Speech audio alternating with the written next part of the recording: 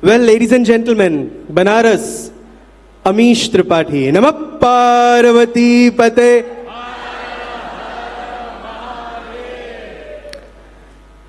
तो बनारस और अमीश कुछ वैसे ही है जैसे गंगा के उस पार का बालू और गंगा का पानी। उसको हम जितना भी बांट के रखने की कोशिश करें वो उड़ के आती है और शिव के गंगा की हो जाती है, उसको हम अलग नहीं कर सकते। बनारस की धूल हमारी रगों में बह रहा है। बनारस के लिए जब हम इतनी खूबसूरत सी बात कहते हैं तो मेरा पहला सवाल, क्योंकि समय बहुत कम है और इसके बाद बहुत सारे सेशन है और ऐसे लोगों के सेशन है कि हम सब सुनना चाहते हैं, तो मैं घड़ी की सुई के साथ चलूंगा और आप अपने अमीश जी को पहले सुनेंगे। पहली बात तो बहुत सारे लोग कहते हैं आमीश त्रिपाठी, ये गलत है। आमीश का मतलब बड़ा गलत है, उल्टा है, मांस से और ये है निष्कपट, ईमानदार, सरल, सहज, सुंदर अमीश, अमीश त्रिपाठी। आपने खुद कहा कि कुछ 7-8 महीने के गैप में you plan and you come back to Banaras. मैं वाराणसी तो वापस आता रहता हूँ हर 6-7 महीने। जैसा आपने बताया, मैं मूलतः वाराणसी का हूँ, हमारा परिवार यहीं का है। बाबा जी हमारे वाराणसी के थे, बीएचयू में पढ़ाया करते थे। यहाँ पे बीएचयू के कितने, अरे वाह, हमारे बाबा जी मैथमेटिक्स और फिजिक्स पढ़ाया करते थे बीएचयू में, पंडित बाबूलाल त्रिपाठी। ज़्यादातर हमारे परिवार का जन्म वाराणसी में ही हुआ। मेरे दादा दीदी, हम लोगों में बड़े भाई को दादा बोलते हैं, दादा दीदी का जन्म भी यहीं पे हुआ। लेकिन मेरे जुड़वा भाई और मैं, हमारा जन्म बनारस में हुआ, लेकिन सॉरी मुंबई में हुआ। लेकिन बार बार आते रहते थे और अभी भी मैं आता रहता हूँ हर 6-7 महीने। यहाँ आता हूँ, अच्छा लगता है, कुछ दिनों के लिए चुपचाप आता हूँ, चुपचाप चले जाता हूँ और कभी कभार लेखन के लिए भी आता हूँ यहाँ पे। हम सब जानते हैं कि आप अभी 2019 से 23 तक यूके में रहे, लंदन में रहे आप, और नेहरू सेंटर में एज अ डायरेक्टर आपने वहाँ पे सरकारी काम था। लेकिन मुझे लगता है कि हिंदुस्तान को सरहद के पार वहाँ पर जाकर आप जब दूसरे चश्मे से देखते हैं तो वहाँ से हिंदुस्तान, उसकी संस्कृति आपको कैसे दिखती है? How do you find any difference in the culture और there is like a lot of things only on the surface? What is it? देखिए, सबसे, और अगर ऑडियंस को भी क्वेश्चन पूछना है तो वो भी कर पाए।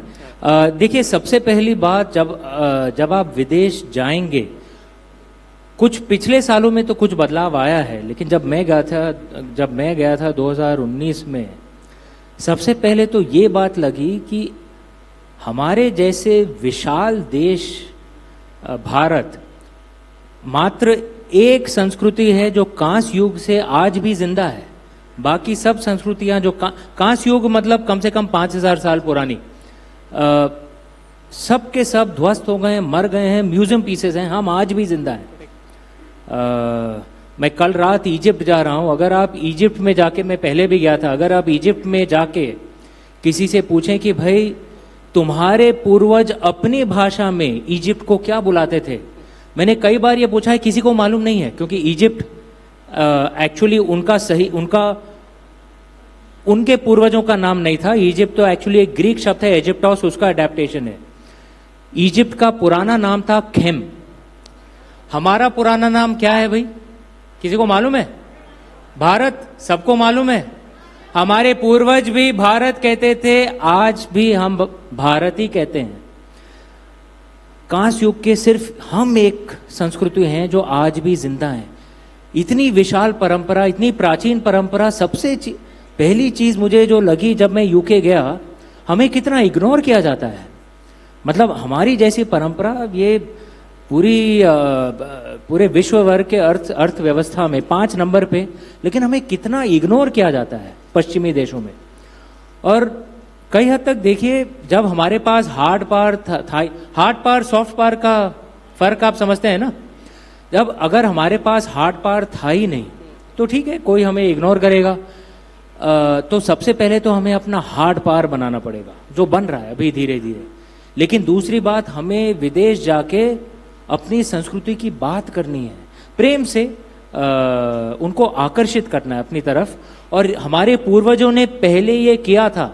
आप में से कितने लोग हैं जो इंडोनेशिया गए हैं? इंडोनेशिया या थाईलैंड, कोई गया है थाईलैंड? आपने देखा है वहां पे गणेश जी की मूर्तियां दिखती हैं? आप इंडोनेशिया जाइए, वहां पे कुबेर जी की पूजा होती है। हम भारत में अभी कुबेर की पूजा करते हैं क्या? हम भूल गए, इंडोनेशिया वाले नहीं भूले हैं। 1000 साल पहले हमारे पूर्वज गए थे वहां पे, हमने आक्रमण नहीं किया था, हमने प्रेम से उन्हें अपनी तरफ आकर्षित कर लिया। आजकल इतने लोग हैं जो मुंबई में अगर अमेरिकी एम्बेसी के रास्ते से चल के जाएंगे, उनका एक्सेंट बदल जाएगा। Don't call me Mukesh, call me Mike, correct? क्यों? क्योंकि आजकल ऐसा लगता है कि अगर पश्चिमीकरण हो जाए तो अपना स्टेटस बढ़ गया। एक जमाना था 1000 साल पहले जब विदेशी सोचते थे कि अगर उनका भारतीकरण हो जाए उनका स्टेटस बढ़ जाता था। ये हमारे पूर्वज को की मतलब इतनी उपलब्धियां थी, हमें ज्ञात नहीं है उसके बारे में। तो बस उसी परंपरा को रिवाइव करना है हमें। कितनी खूबसूरत बात है।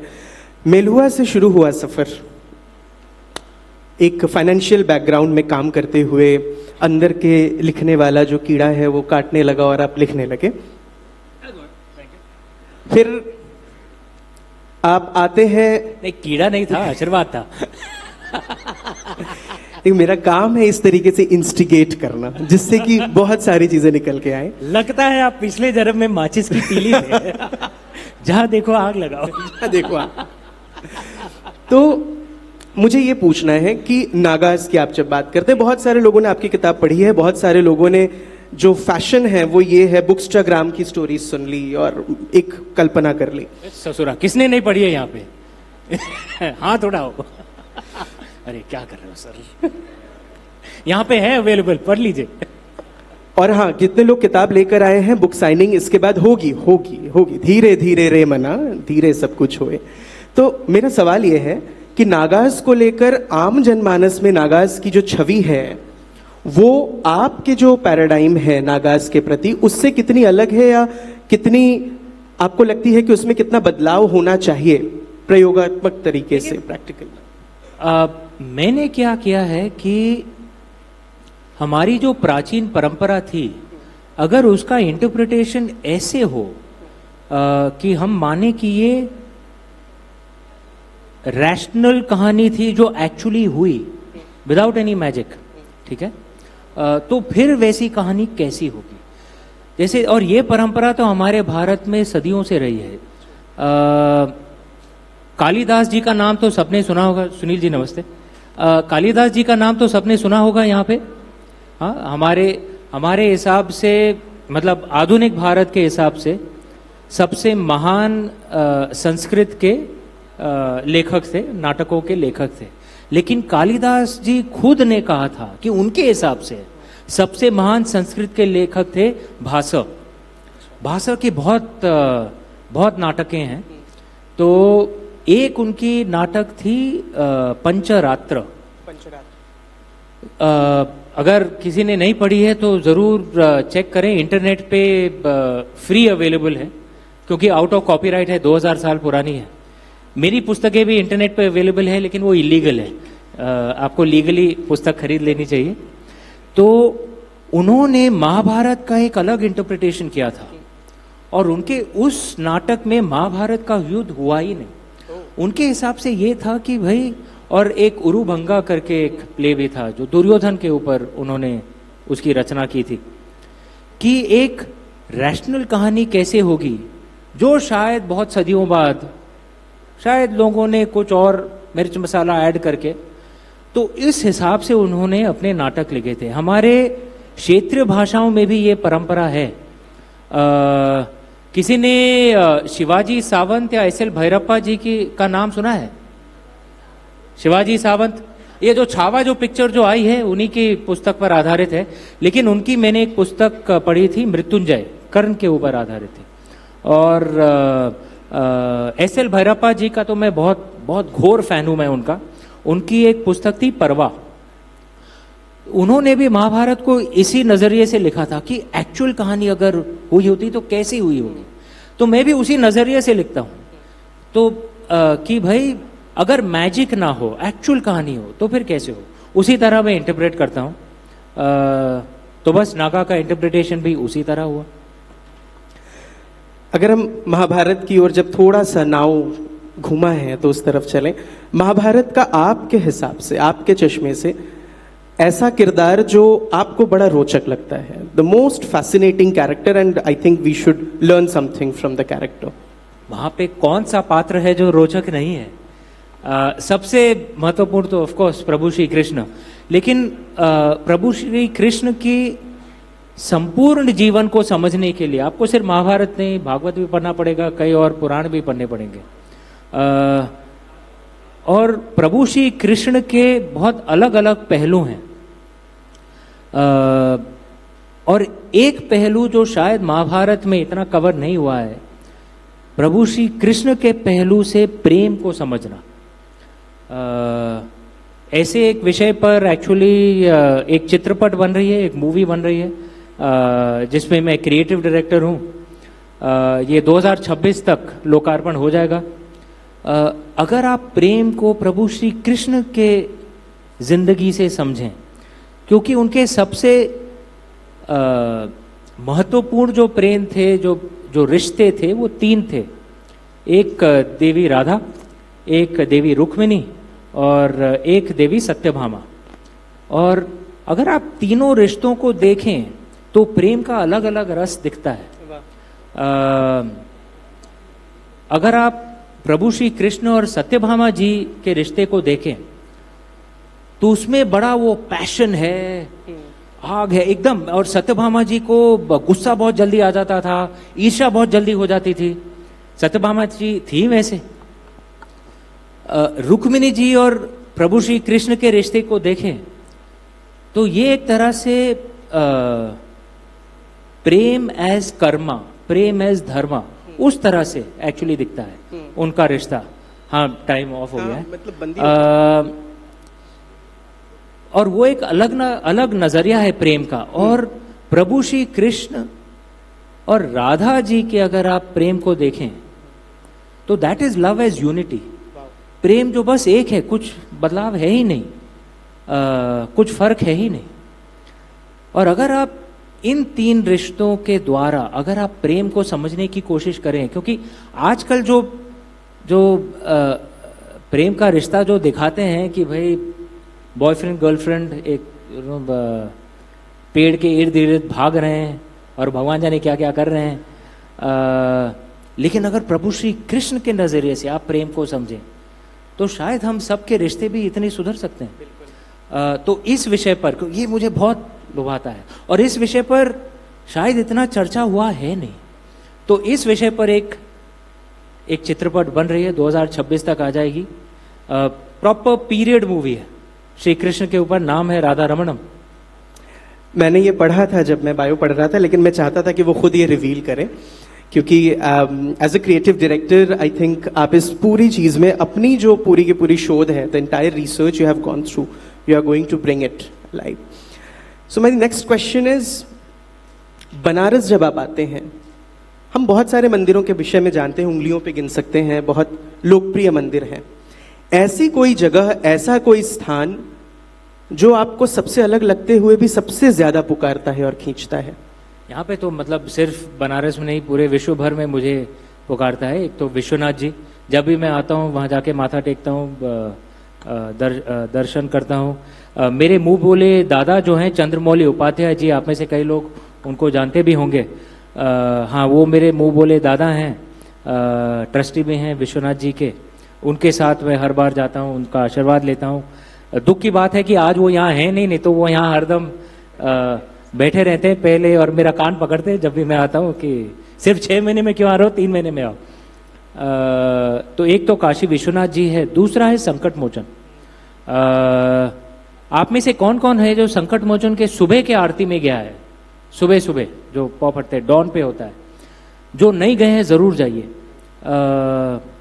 कुछ बात है उस मंदिर में कि बस आंख से आंसू बस बहने लगते हैं, स्पेशली जो सुबह सुबह जो आरती होती है, क्योंकि सबसे पहले हनुमान जी के मंदिर का द्वार खुलता है, फिर हनुमान जी कहते हैं प्रभु दर्शन दीजिए, और फिर जो आरती होती है। और श्री राम का दरबार खुलता है।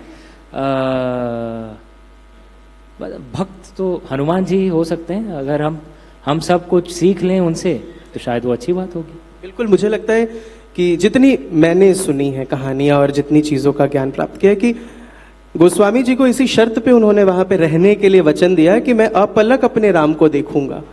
और शायद अपने आप में एक बहुत खूबसूरत मंदिर है जहां हनुमान और राम के बीच में कुछ नहीं है, इसीलिए वो जानबूझ के वो पानी का जो कुआं है वो बनाया गया है कि बीच में कोई खड़ा न रह पाए।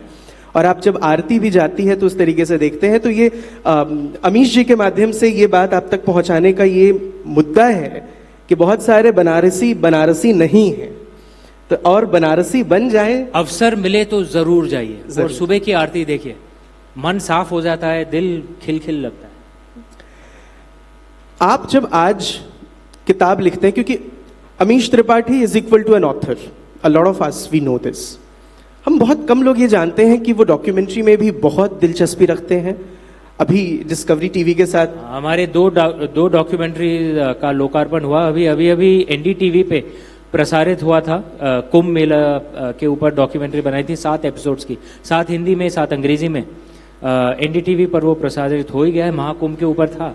और दूसरा जो डॉक्यूमेंट्री अभी 3 मार्च को पहला एपिसोड प्रसारित हुआ डिस्कवरी टीवी पर, शिव जी के ऊपर है, लेजेंड्स ऑफ शिवा।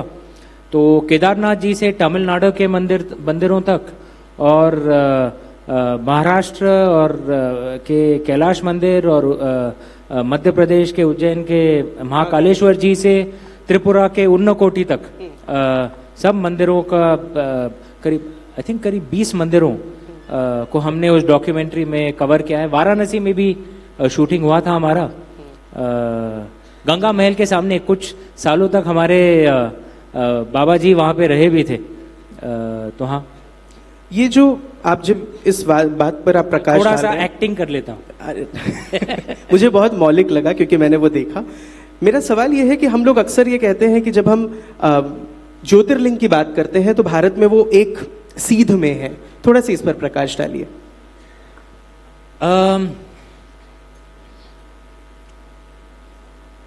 क्या आप लोगों को मालूम है आज का जीरो मेरिडियन कहाँ पे है? जीरो मेरिडियन कोई बुलंद आवाज में बता दे। हाँ, ग्रेनिच ना। अब उसको लिखते हैं ग्रीनविच, लेकिन अंग्रेज प्रोनाउंस करते हैं ग्रेनिच। क्यों मालूम नहीं, अभी उनकी भाषा थोड़ी विचित्र है। लेकिन ग्रेनिच, जीरो मेरिडियन वहां से जाता है। लेकिन आधुनिक काल के पहले जीरो मेरिडियन हमारे उज्जैन से जाता था। आप लोगों में से काल निर्णय कैलेंडर कौन कौन जानता है? अगर आप नहीं जानते हैं तो आपकी माँ जरूर जानती होंगी। हमारे जो भी ये त्योहार होते हैं, जो सब होते हैं, उनका जो समय निर्धारित होता है वो उज्जैन के समय पर निर्धारित होता है, क्योंकि हमारा जीरो मेरिडियन वहां से जाता था, उज्जैन से, हजारों साल से। और एक तरह से शायद वो वैज्ञानिक जगह है जीरो मेरिडियन के लिए, क्योंकि उज्जैन में ट्रॉपिक ऑफ कैंसर भी जाता है। ग्रीनिच में ट्रॉपिक ऑफ कैंसर जाता ही नहीं है। तो ट्रॉपिक ऑफ कैंसर आपने स्कूल में ज्योग्राफी में आपने पढ़ा होगा 6ठी कक्षा में, कि ट्रॉपिक ऑफ कैंसर में जून 21 को सन एकदम ओवरहेड होता है।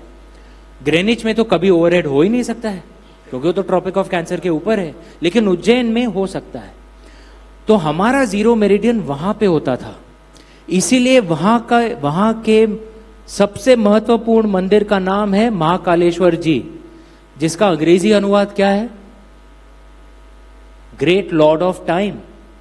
उसका लॉजिक वही था। पुराने जमाने में जीरो मेरिडियन हमारे महाकालेश्वर जी से होकर निकलता था। इसलिए आप देखेंगे तमिलनाडु तक कई मंदिर हैं जो उसी ओरिजिनल जीरो मेरिडियन लाइन पे हैं, उज्जैन के एकदम नीचे। और उत्तर में भी कई मंदिर हैं जो उसी लाइन में हैं। हमारे पूर्वजों को ये सब ज्ञात था, बस हमें सिखाया नहीं है। कई बार तो मुझे लगता है कि हमारे पूर्वज इतने काबिल थे और उनके वंशज हम लोग इतने नाकाबिल हैं, वो स्वर्ग में बैठ के शायद उनको शर्म आती होगी कि ये कैसे वंशज छोड़ गए हम। उनको ये सब ज्ञात था, बस हमें ज्ञान नहीं है उसका। जीरो मेरिडियन हमारे उज्जैन से जाता था। मैं अब क्वेश्चंस लूंगा आप लोगों से। आप लोग अपने सवाल पूछ सकते हैं, हाथ खड़ा कीजिएगा। कोई है जो माइक्रोफोन लेके जा सकता है प्लीज? उसके पहले मैं अमीश जी से एक बात ये जरूर पूछना चाहूंगा कि जब आप माइथोलॉजी पर बात करते हैं, माइथोलॉजिकल कैरेक्टर्स पर बात करते हैं, तो क्या माइथोलॉजी और फूड कहीं से कनेक्टेड है? फूड, हाँ।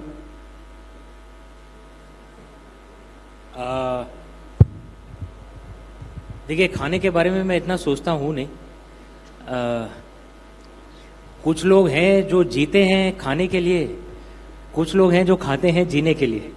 कि खाना अगर बंद कर दें तो शायद प्राण ना चले जाए। तो मैं खाने के बारे में शायद इतना सोचता हूँ नहीं, क्षमा कीजिएगा।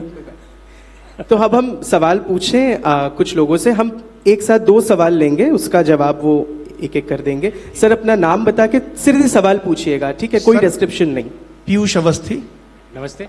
नमस्ते सर, आपका प्रशंसक हूं। एक लाइन का प्रश्न, आपका क्या संदेश है? हम राम या कृष्ण को माइथोलॉजिकल माने या हिस्टोरिकल? मेरे हिसाब से वो उनकी कहानी इतिहास है। मेरे हिसाब से वो हमारे पूर्वज हैं। अगर कोई दूसरा कुछ अलग बात कह रहा है तो भाई मुझे उससे स्पर्धा में जुड़ना ही नहीं है, मैं मानता हूं। और मेरा अनुमान है कि ज्यादातर भारतीय मानते हैं कि वो हमारे पूर्वज थे। क्योंकि देखिए, जो मैंने पहले कहा, अगर कांस्य युग की संस्कृतियों में से मात्र अगर भारत ही आज जिंदा है तो क्यों जिंदा है? संस्कृति का मतलब क्या है? एक तरफ से आप जो खाना खाते हैं, जो कपड़े पहनते हैं, जो रिश्ते आपके होते हैं। हम में से कोई नहीं होगा जो अपने पिताजी को ओल्ड मैन कहेगा, वो तो अमेरिका में होता है, हम लोग में ये सब नहीं चलता है। लेकिन संस्कृति का एक भाग ये भी है कि आप कैसी कहानियों को सुनते हैं, कैसी कहानियों से आप सीखते हैं। और हम सब भारतवासी प्रभु श्री राम, प्रभु श्री कृष्ण, देवी माँ, महादेव, इनकी कहानियों को सुनने से हम कभी नहीं उबते, क्योंकि हमारे मन में वो मिथक नहीं है। तो मेरा मानना है कि हाँ, उनकी कहानी इतिहास है। अब किसी और को कुछ और समझना है तो ठीक है, उसके ऊपर है। जैसा मैंने कहा, मुझे कुछ स्पर्धा में नहीं पढ़ना है उसके साथ, लेकिन मैं मानता हूं कि। आपका सवाल फ्रंट रो, या हाँ आते हैं, नेक्स्ट आपके पास आते हैं। हर हर महादेव सर। हर हर महादेव। मेरा नाम वैद्य रिया द्विवेदी है और आपने कृष्ण के बारे में बहुत सुंदर कहा, कृष्ण के प्रेम के बारे में बहुत सुंदर कहा। और मैं आपकी तारीफ में कहना चाहूँगी कि आपने माइथोलॉजी को जितना एक्सेसिबल बना दिया है हमारे यूथ के लिए, वो सिर्फ प्रभु कृपा से हो सकता है। मतलब आपका आर्ट इज कृपा। मैं आपसे ये पूछना चाहूँगी कि आपके जीवन में आपके लिए कृष्ण कौन है? अरे देखिए, हमारे परिवार में मूलतः तो हम लोग, आप बैठिए बैठिए प्लीज, हम लोग तो शिवपंथी परिवार के हैं। जैसा मैंने बताया, हमारे बाबा जी बीएचयू में पढ़ाते थे, पंडित भी थे, विश्वनाथ जी में भी थे। लेकिन भारत में हर विश्वास को जगह मिलती है घर में। तो मेरे पिताजी निर्गुण निराकार को पूजते थे, समझते थे। मेरी माँ जो है वो शाक्ता हैं, शाक्ता आप समझती हैं, जो देवी कात्यायनी हैं वो। मेरी दीदी जो हैं वो शिवपंथी हैं। मेरे स्वर्गीय जीजा जी वो गणेश जी के उपासक थे। मेरे दादा राम भक्त हैं। मेरी भाभी वो ये शाक्ता हैं, काली भक्त हैं। मेरे जुड़वा भाई जो मेरे सबसे करीब है वो कृष्ण भक्त है। उनकी पत्नी क्रिश्चियन है और मेरी जो पत्नी है वो जैन है। तो सब, और हमारे मंदिर में, मतलब हमारे मंदिर में तो शिव भगवान होते हैं केंद्र में, लेकिन बाकी सब भी हैं ऑब्वियसली। तो चूंकि मेरा जुड़वा भाई कृष्ण भक्त है तो हरदम वो लगाव रहा है। और देखिए, हमारे परंपरा में ये अनुमति दी जाती है कि हम एक तरह से अपना एक पर्सनल रिश्ता जोड़ लेते हैं भगवान के साथ। मेरा जो भतीजा है, अनीश दादा का बेटा, वो हनुमान भक्त है और बचपन से वो हनुमान जी को हन्नू भैया कहता है, और बचपन से 4-5 की उम्र। और मेरी माँ और मेरे स्वर्गीय पिताजी को बहुत प्यारा लगता था कि हन्नू भैया, और क्या खराबी है, वही उसका रिश्ता है उसमें। और मेरे भाई का बहुत गहरा रिश्ता है कृष्ण भगवान के साथ, तो जो भी मैं समझता हूँ अपने भाई के द्वारा समझता हूँ। और मेरा भाई जो है, जुड़वा भाई है मेरा, मुझसे सिर्फ 12 मिनट बड़ा है, लेकिन चरित्र में मुझसे एकदम अलग है। मैं थोड़ा बोरिंग किस्म का आदमी हूँ, 10:30 बजे सो जाता हूँ, सुबह 5 बजे उठता हूँ। वो फ्लैशी फ्लैम्बॉइंट आदमी है, इसीलिए शायद कृष्ण भक्त है।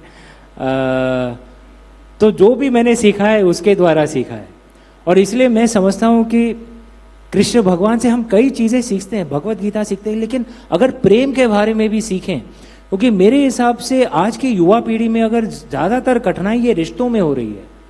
क्योंकि कई बार हम, देखिए मैं पश्चिम विरोधी नहीं हूँ, अच्छी चीज़ें हैं पश्चिम में जो सीखनी चाहिए, लेकिन रिश्तों में अगर हम पश्चिमी सीख ले आए तो रिश्ते सब बर्बाद हो जाएंगे। वहाँ पे समाज दिख रहा है, बिखर गया है पूरा समाज। मैंने समय बिताया वहाँ पे 4-4.5 साल।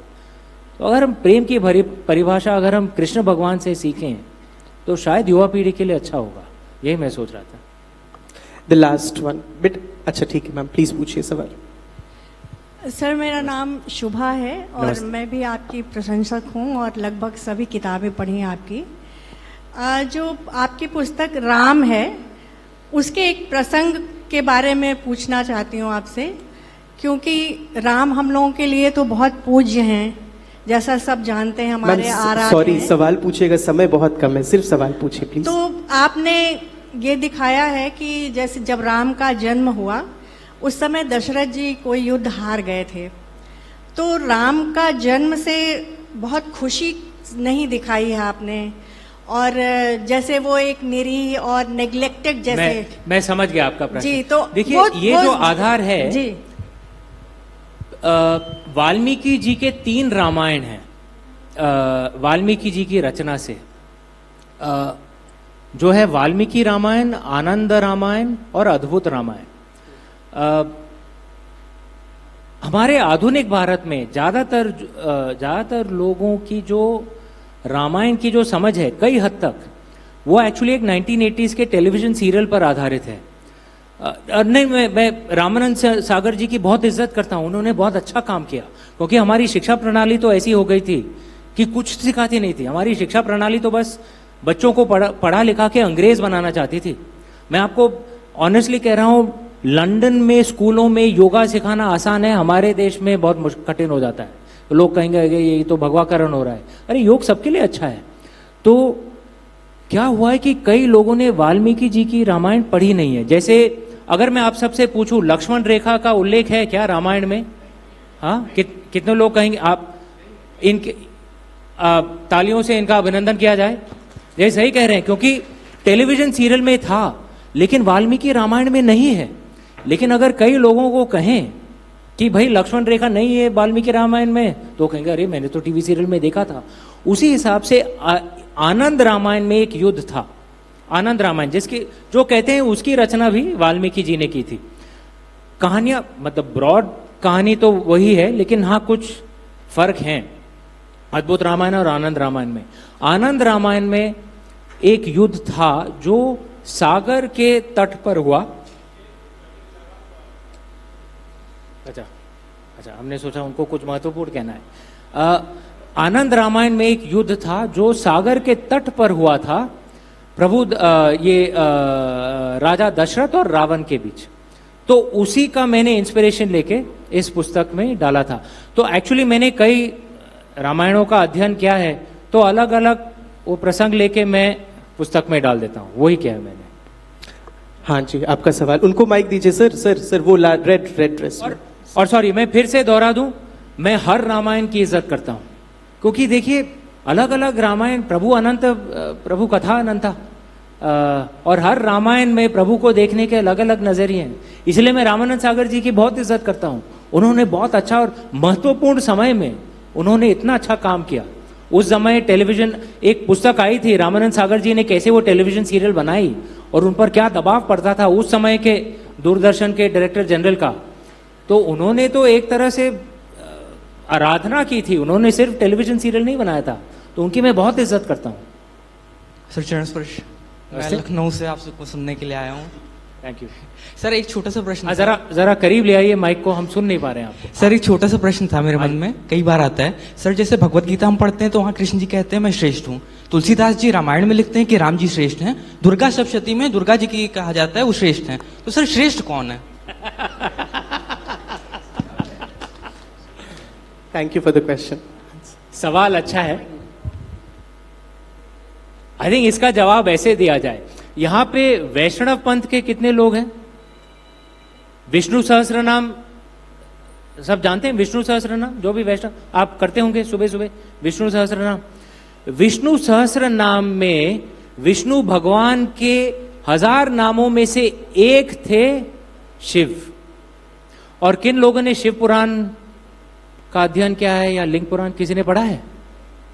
कई शैवाइट पुराणों में शिव जी के 1008 नाम लिखे हैं, उनमें से एक है विष्णु। शिव जी के 1008 नामों में से एक है विष्णु, विष्णु जी के 1000 नामों में से एक है शिव। नाम अलग अलग हैं, देवत्व वही है। तो ये जो हम एक तरह से ये स्पर्धा ये हो जाता है, ये थोड़ा एक तरह से बचपना है। जैसे आपने देखा होगा नर्सरी में बच्चे लड़ते हैं, माई डैडी स्ट्रॉन्गेस्ट, हाँ, या मेरी माँ सबसे सुंदर है। भाई हमारे लिए हमारी माँ सबसे सुंदर है, किसी और के लिए उसकी माँ सबसे सुंदर हो सकती है, लेकिन ममता तो पूरे विश्व के लिए सुंदर है ना। तो नाम जो भी हो, नाम जो भी हो, नाम अलग अलग हो सकते हैं, असलियत तो वही है। तो फर्क आप ना देखें। देखिए मैं शिवपंथी हूं तो मेरे लिए शिव जी हैं, और मुझे कोई हक नहीं बनता किसी और को, अगर वो श्री राम को मान रहा है तो मैं कहूं नहीं नहीं शिव जी की, ये स्पर्धा में कोई पॉइंट ही नहीं है। जैसा मैंने बताया हम लोग शिवपंथी परिवार हैं, लेकिन मेरे बाबा जी जो पंडित थे, प्रभु श्री राम के बहुत बड़े उपासक थे। वो मुझे याद है जब बचपन में वो रामचरितमानस लेके वो तुलसी घाट पे जाते थे और मुफ्त में ये उच्चारण करते थे, लोग इकट्ठा होते थे, उनको समझाते थे, और फिर हम लोग मतलब सब जो पोते थे वो हाथ पकड़ के वापस आते, रास्ते में दूध खरीद के वापस घर चल के जाते थे। शिवपंथी थे लेकिन श्री राम के इतने बड़े उपासक थे। तो पथ अलग अलग हो सकते हैं, मंजिल वही एक ही है। ठीक है।